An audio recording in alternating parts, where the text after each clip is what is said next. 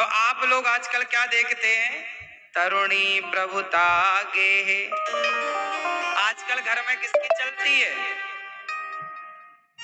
सास की चल रही है कि बहू की? क्यों भैया, किसकी चलती है आजकल? हाँ? आपकी नहीं चलती बिल्कुल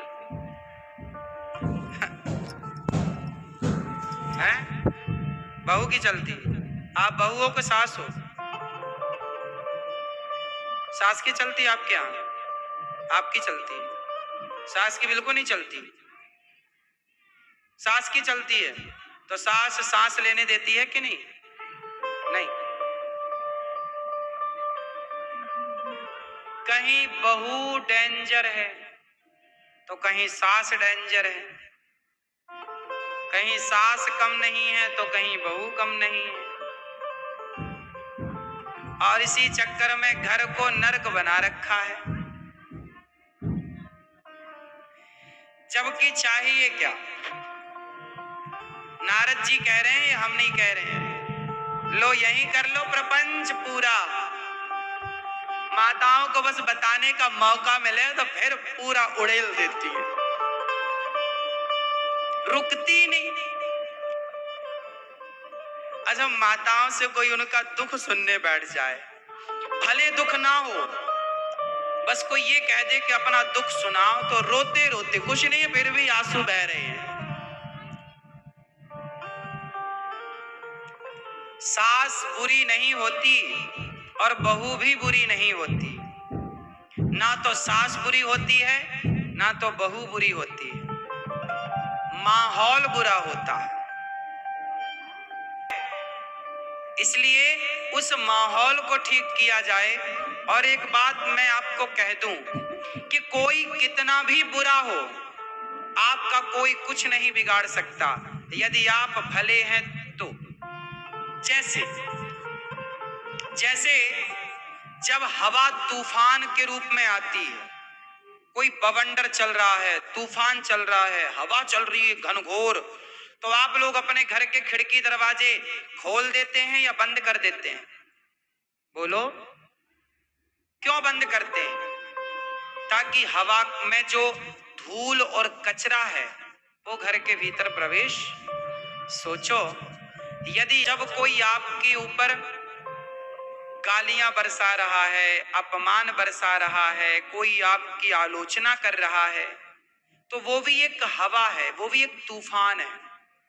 जब घर के दरवाजे बंद कर लेते हैं और हवा को नहीं आने देते, तो कोई आपको कितना भी बुरा कहे, आप अपने इंद्रियों को बंद कर लो, कान को, गलत बात सुनो ही मत, आप सुनकर इग्नोर कर दो, आने मत दो अंदर, उससे भीतर जाने मत दो।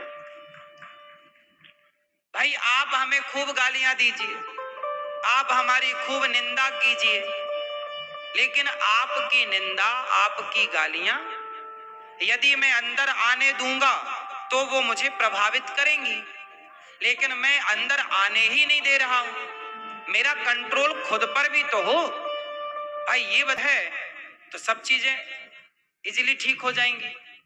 लेकिन आप समस्या क्या है कि खुद पर से आप नियंत्रण खो बैठे, खुद पर कंट्रोल नहीं है। और मैं चाहता हूं कि आपके अंदर इतना कंट्रोल हो कि आप ये डिसाइड करें कि मैं क्या सुनूं और क्या ना सुनूं। जो सुनने योग्य नहीं, से उठ के चला जाऊं। आप बड़बड़ा, आप मुझे गाली दे रहे हैं, देते रहिए, मैं नहीं सुनता, मैं चला गया। या मैं, आप गाली दे भी रहे हैं, मैं ध्यान नहीं दे रहा। आप लोग क्या करते हैं? ध्यान देते हैं, उसने क्या कहा, कान लगाते हैं आप तो ऐसे। आप गलत बातें तो कान लगा के सुनते हैं, और अच्छी बातें जब सुनने का मौका मिलता है तो आप अच्छी बातों में मन नहीं लगाते। इसलिए आप अच्छाई से वही अपने मित्र हैं और आप ही अपने दुश्मन हैं। आप अच्छाइयों से भी अपने को भर सकते हैं और आप बुराइयों से भी अपने को भर सकते हैं। अभी आपको डिसाइड करना है कि आप अपने आप को भरना किससे चाहते हैं। गुब्बारा होता है, क्या होता है? गुब्बारा।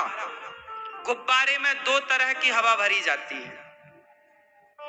एक हवा भरोगे तो वो हवा गुब्बारे को आप जहां ले जाएगा, लेकिन दूसरी हवा उसमें यदि भर दी जाए तो वो हवा सीधा उस गुब्बारे को आकाश की ओर ले जाएगी, ऊपर की ओर ले जाएगी।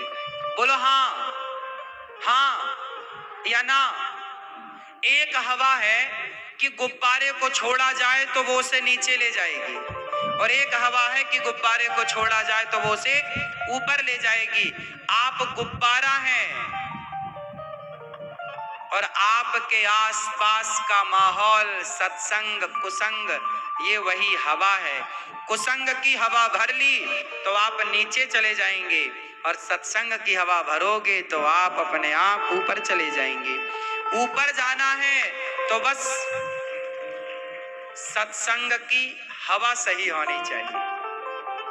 हम आपको क्या कर रहे हैं? हवा आपको ऊपर ले जाएगी, लेकिन आप अपने अड़ोसियों पड़ोसियों के साथ बैठते हैं तो आप वो हवा भर लेते हैं जो आपको नीचे गिरा देती है।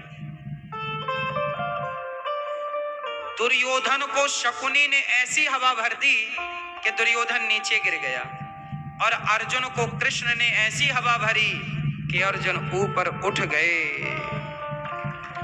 हाँ या ना? को ऊपर उठाता है, ऐसे एक गुरु चाहता है कि मेरा शिष्य, मेरे अपने, मेरे से भी ऊपर उठ जाएं। यही एक गुरु परंपरा है। हमारे यहाँ हमारे ऋषि मुनि बहुत बड़े परोपकारी हुए। एक संत ही समाज का सही उत्थान चाहता है। एक संत से ज्यादा परोपकारी धरती पर दूसरा नहीं हो सकता। संत परोपकार करता है। किस बात से परोपकार? आप देखिए, कितने लोगों ने कथा सुनकर, ये दास अनिरुद्ध ने कथा सुनाई तो कितने लोगों ने शराब छोड़ दी, कितने लोगों ने मांसाहार छोड़ दिया, कितने लोग डिप्रेशन से बाहर आ गए, कितने लोग आत्महत्या करने जा रहे थे कि तुरंत उनका हृदय परिवर्तन हो गया और अच्छा जीवन जीने लग गए। क्या ये पुण्य का कार्य नहीं है? समाज को सही दिशा देना, इससे बड़ा पुण्य नहीं। और औरों का अच्छा मार्गदर्शन करें। बात समझ में आई?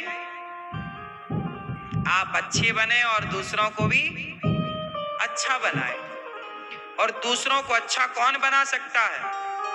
जो खुद अच्छा हो। जो स्वयं अच्छा ना होगा वो दूसरों को अच्छा मार्ग कभी बता ही नहीं सकता।